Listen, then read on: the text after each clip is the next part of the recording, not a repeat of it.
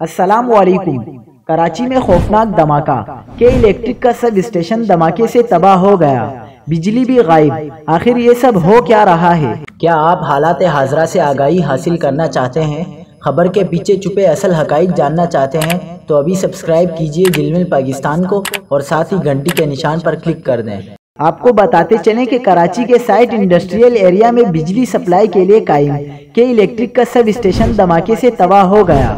Site میں ولیکا چورنگی کے قریب آج صبح زوردار دھماکہ ہوا، جس کی آواز دور دور تک سنی گئی۔ دھماکے سے کے الیکٹرک کے سب اسٹیشن کی دیواریں منہدم ہو گئیں اور سب اسٹیشن سے متصل دفتر میں بھی آگ لگ گئی، جس سے اسے بھی شدید نقصان پہنچا۔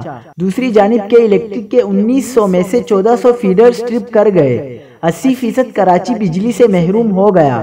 کے الیکٹرک کا کہنا ہے کہ نیشنل گرڈ سے آنے والی 500 kV کی ہائی ٹرانسمیشن لائن میں خرابی ہوئی، جس سے کراچی اور سندھ کے بعض علاقوں میں بجلی معطل ہوئی۔ پاور ڈویژن کا کہنا ہے کہ NTDC سے کے الیکٹرک کو بجلی کی سپلائی مکمل بحال ہو گئی ہے اور آسمانی بجلی گرنے سے آنے والا تعطل دور کر دیا گیا ہے۔